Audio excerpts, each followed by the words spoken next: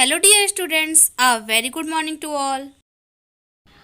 Welcome to all in yours Hindi literature class.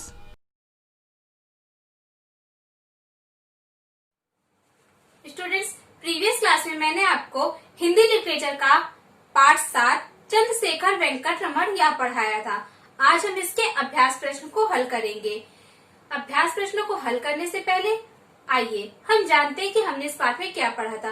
तो बच्चों, यह पाठ चंद्रशेखर वेंकट रमण की जीवनी है। इसमें उनके बारे में बताया गया है, जैसे उनका जन्म कब हुआ था, उनकी शिक्षा दीक्षा के बारे में और उन्होंने क्या उपलब्धियां प्राप्त की हैं।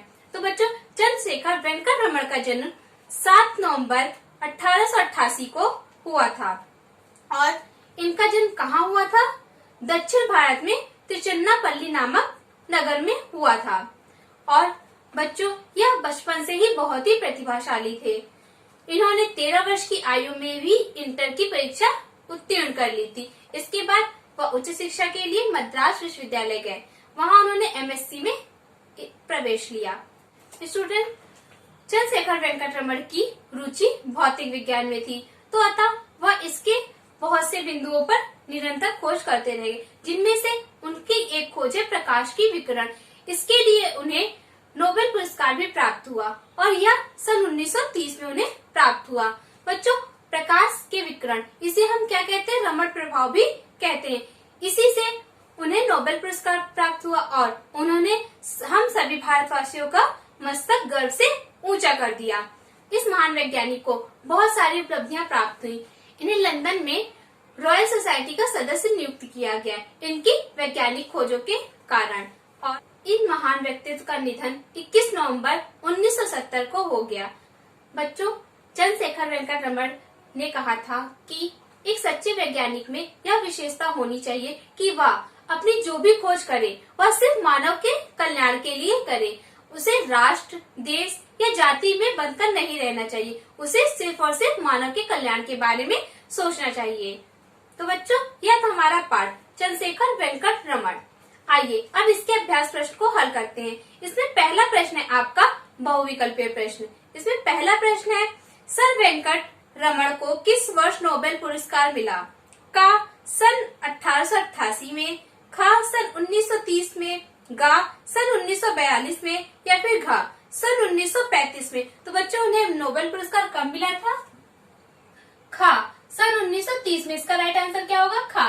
इसके बाद दूसरा प्रश्न है आपका, सर वेंकट रमण किस विषय से जुड़े थे? का भौतिकी, खा गणित, गा खगोल शास्त्र या फिर घा रसायन। तो इसका राइट आंसर क्या होगा आपका? का भौतिकी। तीसरा प्रश्न है आपका, डॉक्टर रमण ने कितनी उम्र में इंटरमीडिएट की परीक्षा पास की? का 15 वर्ष, खा 12 वर्ष, गा 13 वर्ष या फिर घा 16 वर्ष। तो इसका राइट आंसर क्या होगा हमारा? गा 13 वर्ष की आयु में उन्होंने इंटरमीडिएट की परीक्षा उत्तीर्ण की थी। इसके बाद है चौथा प्रश्न आपका, सर वेंकट रमण किस विश्वविद्यालय के प्रोफेसर बने?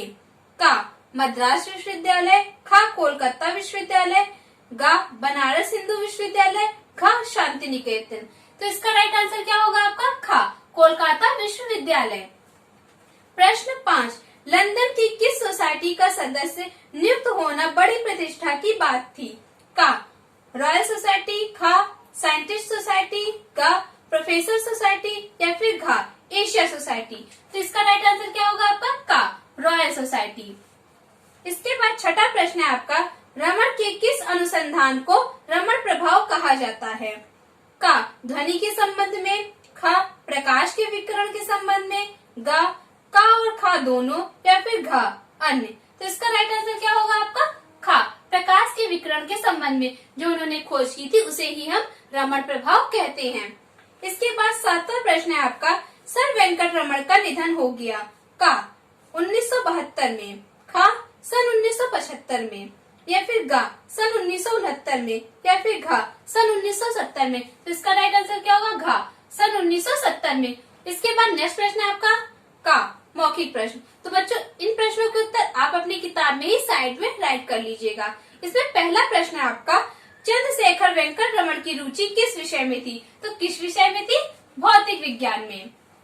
दूसरा प्रश्न है आपका, चंद्रशेखर ने कहाँ तक की शिक्षा प्राप्त की? तो इसका राइट आंसर क्या होगा? MSc। उन्होंने MSc तक की शिक्षा प्राप्त की थी। तीसरा प्रश्न है, उन्होंने सरकारी नौकरी क्यों छोड़ दी? तो बच्चों, उन्होंने सरकारी नौकरी क्यों छोड़ी थी? विज्ञान की सेवा करने के लिए, वैज्ञानिक खोज करने के लिए। चौथा, ध्वनि उत्पन्न करने वाले कुछ वाद्य यंत्रों के नाम बताइए। तो ध्वनि उत्पन्न किससे होता है? वीणा से हमारा ध्वनि उत्पन्न होता है, मृदंग से होता है, तबला से होता है।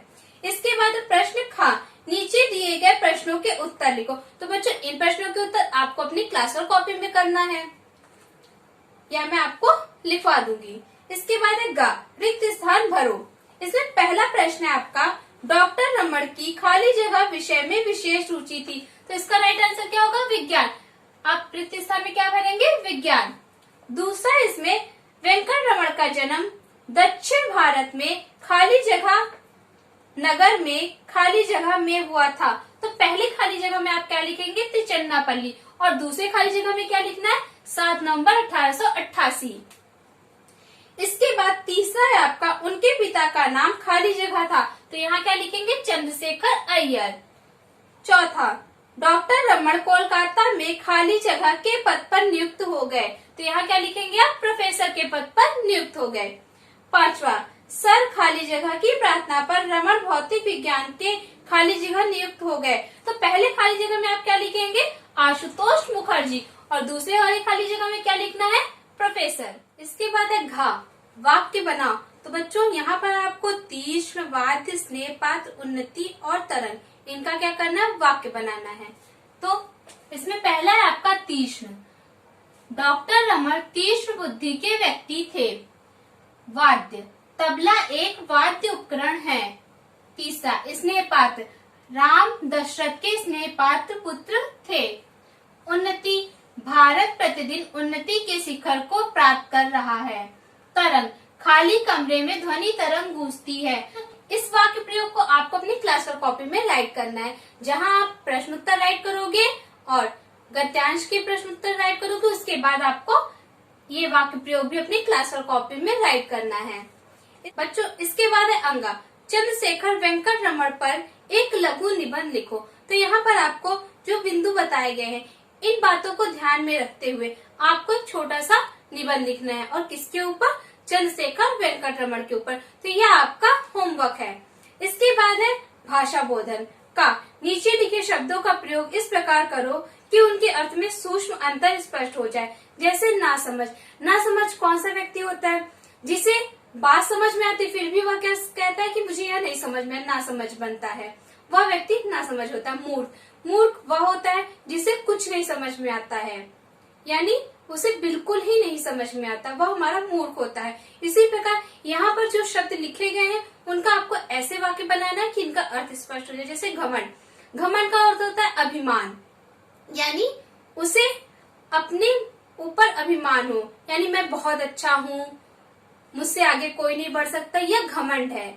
और गर्व का अर्थ होता है कि किसी के ऊपर प्राउड फील, यानी उसने बहुत अच्छा काम किया, उसके माता पिता को उस पर गर्व है। तो यह हमारा क्या होगा? गर्व होगा। और घमंड, जैसे रावण को अपनी शक्ति पर घमंड था, तो यहाँ पर यह घमंड, या इसका अर्थ एक तरह से समझ में आएगा आपको। सहयोग, हम किसी का सहयोग करते हैं, सहयोग में आएगा हमारा कि हम उसके साथ में मिलकर काम करते, वहां पर आपका सहयोग होगा। सहायता, यानी कोई काम नहीं कर सकता, आपने उसकी हेल्प कर दी, यानी आपने उस काम को स्वयं कर दिया। और सहयोग में आप उसके साथ वह काम मिलकर कर रहे हैं, यह इन दोनों में अंतर हुआ। इसी प्रकार श्रद्धा और आदर। आदर का अर्थ होता है हम किसी बड़े व्यक्ति का आदर कर रहे हैं, यानी उसके बारे में इज्जत। और श्रद्धा, श्रद्धा का अर्थ होता है कि उस पर हमें अटूट विश्वास है, यह इसका अंतर हुआ। तो इस प्रकार आप अब इसके वाक्य प्रयोग बनाइएगा, यह आपका होमवर्क है। इसके बाद है खा, तुम जानते हो कि विशेषण शब्द संज्ञा की विशेषता बताते हैं बच्चों, लेकिन जो हमारे विशेषण शब्द होते हैं इनकी भी विशेषता बताते हैं, और इनकी जो विशेषता बताते हैं उन्हें हम क्या कहते हैं? प्राविशेषण। जैसे उनका हृदय अत्यंत कल्याणकारी है, तो कल्याणकारी हमारा क्या है? विशेषण है। और इसकी भी विशेषता क्या हो गई कि अत्यंत, यानी बहुत ज्यादा। इसी प्रकार यहाँ पर जो शब्द लिखे गए हैं उनके आपको वाक्य प्रयोग करना है। और किसमें करना है, प्रविशेषण के रूप में इनके वाक्य बनाने हैं। जैसे अधिक, वह बहुत अधिक बोलता है, तो अधिक आपका क्या हो गया, विशेषण, और बहुत अधिक, तो बहुत आपका क्या हुआ, प्रविशेषण। इसी प्रकार आपको इसके वाक्य बनाने, यह अभी आपका होमवर्क है। पढ़ो और समझो। उच्च, उच्चतर, उच्चतम, यहाँ भी विशेषण शब्द बनाने हैं आपको। जैसे दिव्य, दिव्य से आपको नए विशेषण शब्द बनाने हैं। समीप, जटिल और सुगम, इन सभी शब्दों से आपको नए विशेषण शब्द बनाने हैं। तो यह भी आपका होमवर्क है। प्रश्न खा, नीचे दिए प्रश्नों के उत्तर लिखिए। तो बच्चों, इन प्रश्नों के उत्तर आपको अपनी क्लास और कॉपी में लिखना है, और जैसे आप क्लास और कॉपी में प्रश्न उत्तर लिखते हैं वैसे लिखना है। सबसे पहले कक्षा कार्य, उसके नीचे हेडिंग, नीचे दिए प्रश्नों के उत्तर दीजिए, और कॉर्नर पर दिनांक। इसके बाद इसमें पहला प्रश्न है आपका, डॉक्टर रमन ने भारतवासियों का मस्तक किस प्रकार ऊंचा किया। तो प्रश्न आप अपनी किताब से लिखेंगे, और इसका उत्तर है, डॉक्टर रमन ने भौतिक विज्ञान का नोबेल पुरस्कार प्राप्त कर भारतवासियों का मस्तक ऊंचा कर दिया। इसके बाद दूसरा प्रश्न है आपका, डॉक्टर रमन की शिक्षक दीक्षा के विषय में संक्षेप में लिखो। तो प्रश्न आप किताब से लिखेंगे। इसका उत्तर है, डॉक्टर रमन बहुत ही प्रतिभाशाली थे। उन्होंने 13 वर्ष की आयु में इंटरमीडिएट की परीक्षा उत्तीर्ण की। इसके बाद वह उच्च शिक्षा हेतु मद्रास विश्वविद्यालय गए, जहां वे एमएससी की परीक्षा में मद्रास विश्वविद्यालय में सर्वोत्तम आए। तो बच्चों, डॉक्टर रमन ने 13 वर्ष में ही इंटर की परीक्षा पास कर ली थी। उसके बाद वे आगे की पढ़ाई के लिए कहाँ गए थे, मद्रास विश्वविद्यालय, और वहां पर उन्होंने बीए किया। इसके बाद उन्होंने एमएससी किया, और एमएससी में उन्होंने मद्रास विश्वविद्यालय में सर्वप्रथम आया, यानी सबसे ज्यादा अंक किसके आए थे, वेंकट रमन के। इसके बाद तीसरा प्रश्न है आपका, डॉक्टर रमन के अनुसंधान का मुख्य विषय क्या था। तो प्रश्न आप किताब से लिखेंगे। इसका उत्तर है, डॉक्टर रमन के अनुसंधान का मुख्य विषय भौतिक विज्ञान में प्रकाश का विकिरण था। तो उनके अनुसंधान का मुख्य विषय क्या था, भौतिक विज्ञान, और भौतिक विज्ञान के अंदर प्रकाश का विकिरण। इसके बाद है प्रश्न 4, उनकी किस खोज पर उन्हें नोबेल पुरस्कार मिला। तो उनकी किस खोज पर उन्हें नोबेल पुरस्कार मिला था, प्रश्न आप किताब से लिखेंगे। इसका उत्तर है, प्रकाश का विकिरण, जिसे रमन प्रभाव भी कहते हैं। इस खोज पर उन्हें नोबेल पुरस्कार मिला था, और कब मिला था बच्चों, सन 1930 में। इसके बाद प्रश्न 5, डॉक्टर रमन के अनुसार एक सच्चे वैज्ञानिक में क्या विशेषताएं होनी चाहिए।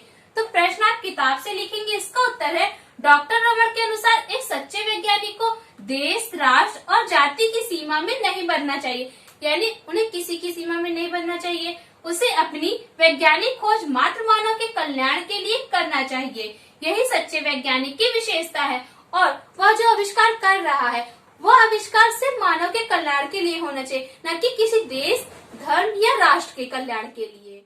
आज का क्लास वर्क है आपका पाठ 7 चंद्रशेखर वेंकट रमन के अभ्यास प्रश्न किताब में भरिए, तथा इस पाठ के प्रश्नोत्तर और गद्यांश के प्रश्नोत्तर और वाक्य प्रयोग अपनी क्लास और कॉपी में साफ और सुंदर राइटिंग में लिखिए। आज का होमवर्क है आपका पाठ 7 चंद्रशेखर वेंकट रमन। पाठ के प्रश्नोत्तर याद करके अपनी होमवर्क कॉपी में लिखिए, तथा भाषा बोधन के क ख ग को होमवर्क कॉपी में लिखिए। Thank you students. Thanks for watching and always keep smiling and take care.